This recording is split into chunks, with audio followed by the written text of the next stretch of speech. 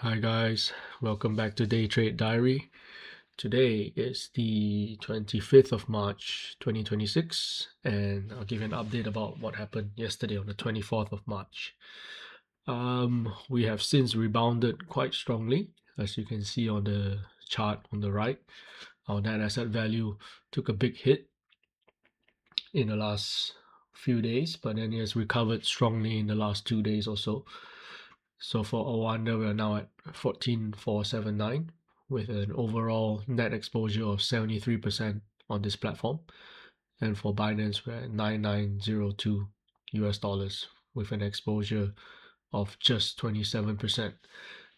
This gives a total net asset value of 24,381, and we're back in the green with an overall return since we started documenting this day trading journey at 3.62%. And that equates to a net gain in US dollars of 851. So let's jump right straight into it for Bitcoin.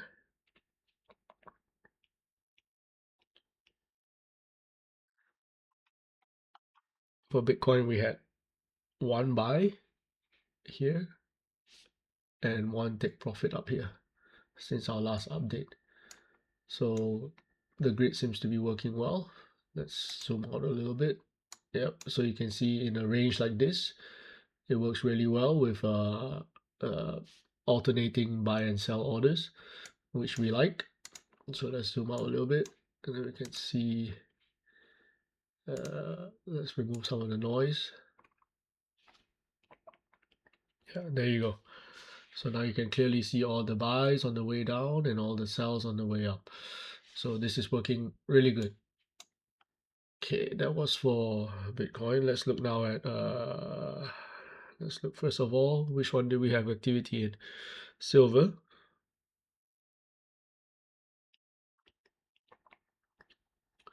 So for silver, we had one take profit for the trade that was open at 71, and then they took a profit around 73 mark. And I've since redeployed this buy order at 71 again. So I can show you where it is. Yeah, there you go. So the take profit at almost 73 US dollars. Now I always set my take profit not at round numbers, but slightly below the round number, because the round number 73 would more often than not be the resistance, and it would not hit.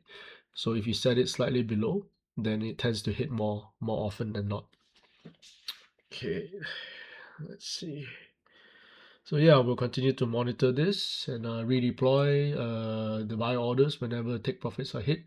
So the next one on the target is this trade open at 76 and the take profits at 78, etc., etc. And we've also set the rebuy orders all the way down again. That has worked really well. We took profits here, this trade, three. I think we took it 4 times because it hit the 66 buy order a few times. One time here, I believe. So yeah, it's working well. If it ranges a little bit, it can continue the downtrend. That's okay, as long as it uh, takes profit on the way up, and then it can go down again. That's no problem. That's all part of the strategy. Okay, let's look at what other trades we have open at the moment.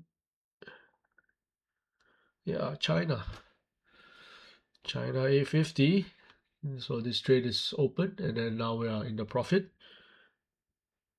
of $13.20. That's great. Let's look at copper. Copper, we are not yet in the profit, but it's ranging. It's a bit of a missed opportunity here to do some grid trading. But I was a bit hesitant about copper, as I mentioned, because it hasn't really, let's say, taken a beating recently. It's still relatively high compared to its all-time high at 650. I would prefer to start the grid trading strategy for assets that have dropped, like, at least 40%. So copper, I'm a bit hesitant. So I set one quite ambitious buy order here, all the way down here. Let's see if it ever hits. And lastly, gold.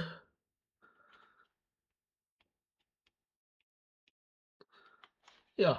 So since we took profit for this trade, I redeployed the buy order here. We have this one currently in the profit with a take profit around this level here. So we'll continue to monitor that. One thing I want to show you is how my ladder size has changed dynamically. So you can see the ladder size from here to here is different from here to here, which is also different from here to here, and also from here to here. So the ladder keeps getting bigger and bigger. So and this is just the way I manage my risk. Because if gold were to plummet to 3,000, 2,000, that would really be painful in terms of the drawdown. And even when I deploy such a conservative strategy, you can see that the dips are pretty violent. Um, and if I were to have constant ladder size with constant trade size, this dip would have been much, much steeper and more dramatic. So this is the way I manage my risk. I think from a 5% to a -3 is a -8% drawdown is quite significant. But as a percentage of what silver dropped, it was quite low. So I'm happy with this level of risk, but everyone has to make their own decisions about the ladder sizing, uh, the quantity, the size, and also the distance between the buy orders, which is the grid size. So yeah, everyone has to make their own decisions about that. Good. So that concludes my update for today. I think I've covered all five assets that I use the grid trading strategy on. Um, Hopefully this graph continues and it reaches an all-time high. So it was a bit of a dramatic drop, but we stayed the course. We know that these are good assets. We know that they are depressed.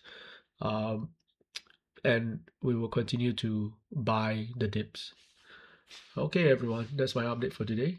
Take care and see you tomorrow. Bye bye.